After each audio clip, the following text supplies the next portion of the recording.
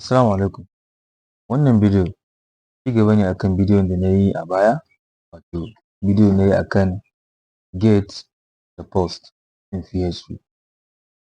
To kuma wannan bidiyo zai kasance sabon darasi akan yadda ake connecting database a yi submitting form data zuwa ga database.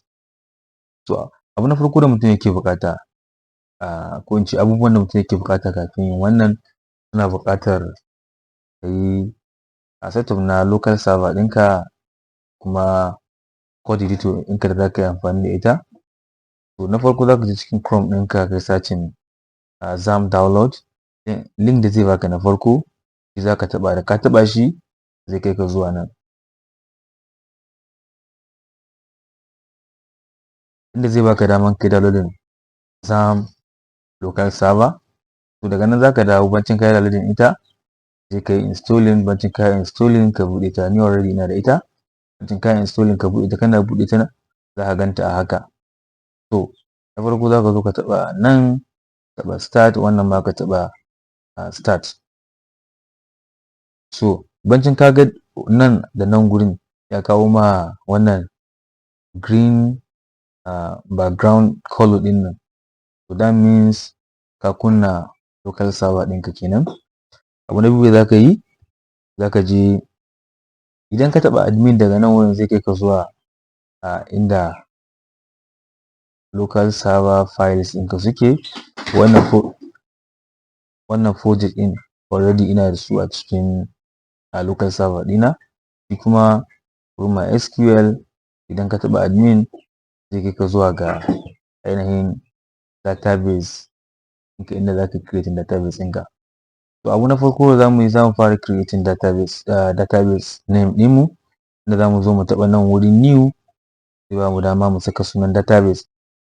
To bayan mun taɓa new ya kawo mu zuwa nan, za mu zo mu saka sunan database ɗin da muke so mu yi amfani da shi. To zan yi amfani da GDSS, shine sunan database ɗina. Kawai zan zo in taɓa create. After na taɓa create, kun ga database ɗina nan. To daga nan zan koma cikin code editor nawa, ko bari in je in dragging daga files ɗina, bari in je in dragging folder inda nake so in amfani da daga cikin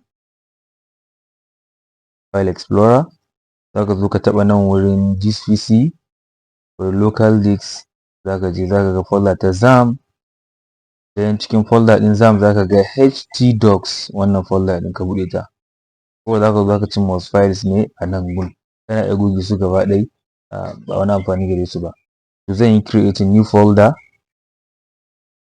zan ba ta suna da GDSS. To a cikin wannan folder nake so in yi duka abin da zan yi.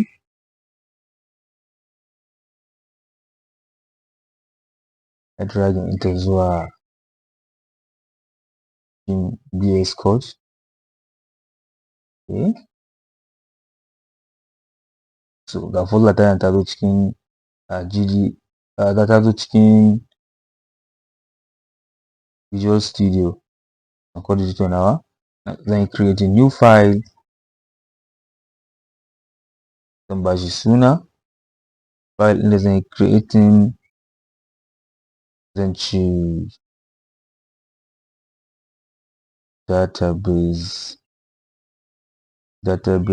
database.php.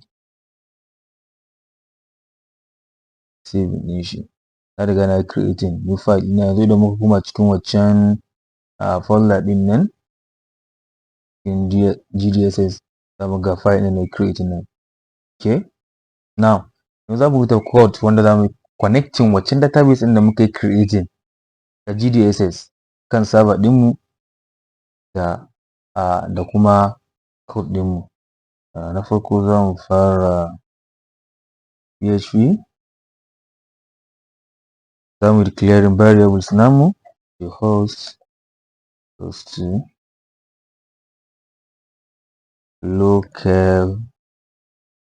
localhost, column,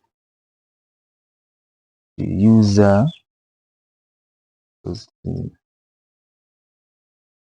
root semicolon, then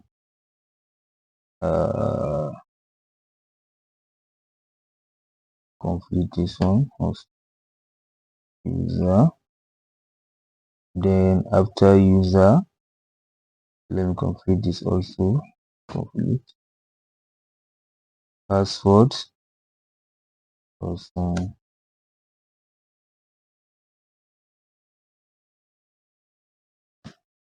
Then database,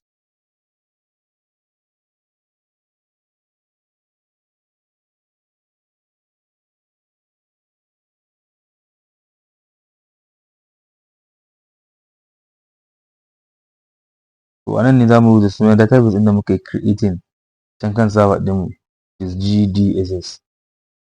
Okay, nan kuma always zai zama a wannan a local server always wannan empty zaka bar shi, wannan kuma user root host kuma always should remain the local host. Okay, so now zamu preferring connection con goes to new MySQLi bracket, zamu saukar da duka wayancan wayannan variables din namu da muka declare a nan. Zamu ce host comma $ user comma $first comma then $ database wannan babu comma sai mu sa semicolon a nan. Mun kare da wannan. So now mun riga da mun yi wannan code din like kamar riga da mun connecting database din, amma yanzu muna son ba da condition saboda wannan code din ya gwada mana cewa whether our server is connected successfully or not.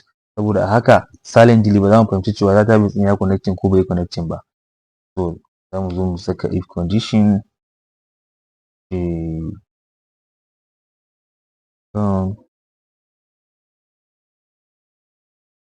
connect error, mu samu connection error, then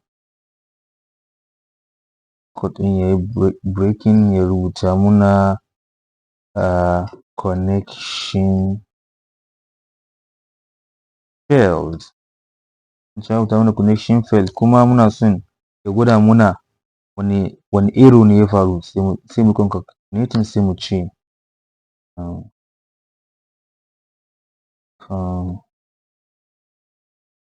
connect error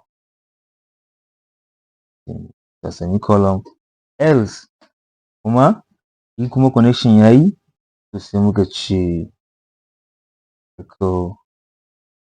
connection successful semicolon, then we saving. Let's save this file. Let's go to our local server. Okay, ga da local server file sun muke na folder mu ga ta nan ne ta GDSS amin. Da zamu taba ta ga file din mu da database zamu bude shi. So see, okay, connection successful, that means database mu now is connected. All right, so now zamu dauko form din mu da muka yi amfani da shi lokacin da muke yin practical na get and post. Zamu zo mu yi connection din shi database so that duk lokacin da user ya submitting mail username da password din shi je zuwa ga database. We compress it here. So wannan shine form din. To yanzu za mu yi tunda mun gano already it is connection don saboda kada ya muna overprinting kan form ɗinmu za mu yi commenting ɗin shi. Now yanzu za mu yi rubuta PHP code da zai handling form submission na wannan form ɗin. Za mu zo mu ce if mu ce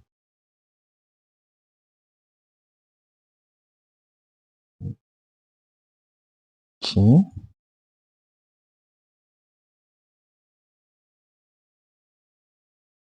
_ server ce request method equals to post, saboda post muke amfani da shi. To ga abin da zai yi, za mu yi declaring variables ɗin da muke so mu sa a cikin database. Za mu ce user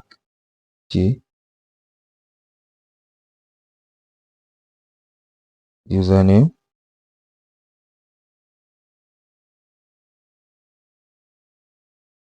post username. Wannan username da na saka a nan shine muka samu daga nan, kuma password shine za mu samu daga nan. Okay, za mu ce password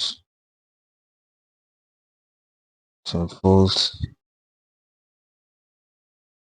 lesson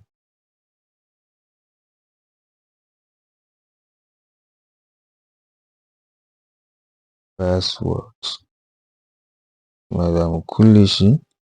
So now za mu ce next empty statement za mu ce SQL statement da zai saka wannan information in na username da password da cikin server ɗinmu. Mu ce za mu kira connection ɗinmu prefer what, sai mu ce insert into sunan table ɗinmu na kan database ɗinmu shine users. Let me check, users ne ko? Ga table ɗinmu nan, yes, it's users. Me za mu saka? Sai mu ce mashi ga abun da za mu saka, username, no, wannan inda za mu saka tables ɗinmu ne muka kira na cikin na kan database ɗinmu, wannan da wannan su ne za mu kira a nan gun. Username sai mu ce da kuma password. Okay, sai mu kulle sai mu ce daga nan za mu ce values, sai mu bar su a empty saboda values ɗin ai ba mu san kowane values ba ne, it can vary. Zai iya zama na wancan ne, zai iya zama username ya zama username na ya zama Musa, wani abu. Don haka za mu bar shi a matsayin ba mu san ko menene ba. Daga nan za mu sa semicolon ɗinmu, sai mu dawo next line.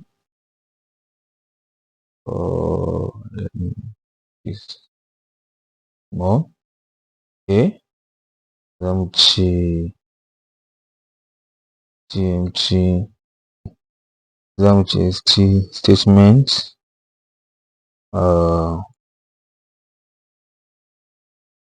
bind parameters kenan, bind parameters. Kenan za mu ce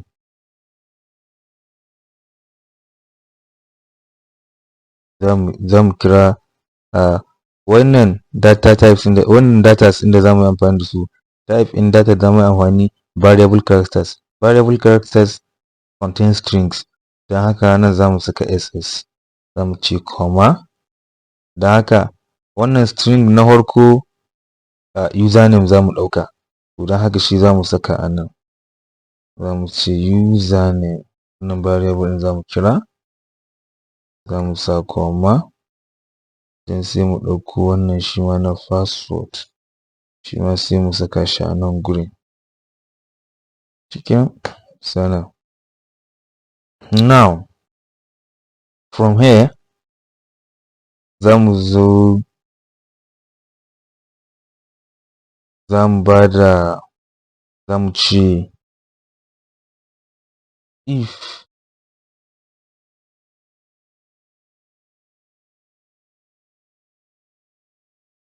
statement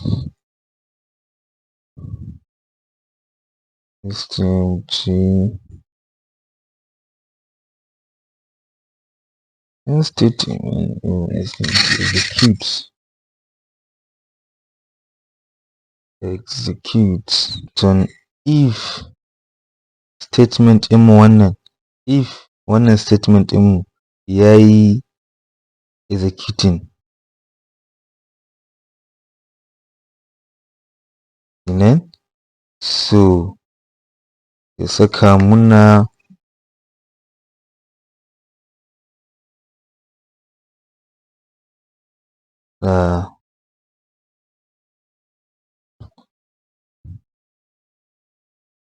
data submitted. Else za mu zo mu ce else buɗe echo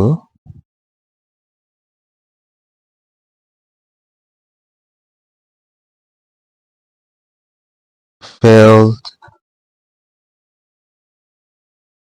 to submit. Failed to submit. Za mu zo nan ƙasa mu kulle statement ɗin saboda ya ci gaba da tafiya, ce close. Kenan sai mu zo mu yi saving. Let's save. Let's go and run it.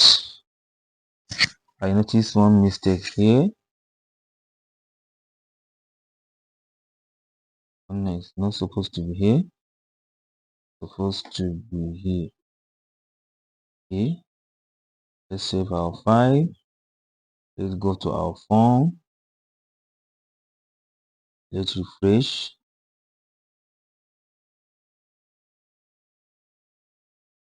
Refresh. After refreshing, then we try something. On information again. Then 1, 2, 3, 4. Our password. Let's submit.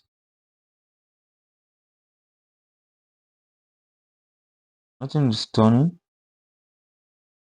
Something is happening. Discord. Something is happening. Okay. The reason why our form is not handling our request, this is a mistake. Instead of insert first, POST nasa POS. This will not. Da haka form in bai ma san abin da ake magana a kai ba, dan baya ma zuwa ga wannan code da muke magana. Let's save it again. Save. Go. Refresh. Then za mu zo mu bar data ɗin da mu 1, 2, 3, 4. Let's submit. Data submitted. Connection is now successful and our form is receiving data. Okay. Let's come refresh. This is the information I've sent from our form. Is it? So, za ku iya ci gaba da bibiyar wannan shafi nawa ko kuma YouTube channel nawa na Smart ACT. See you later.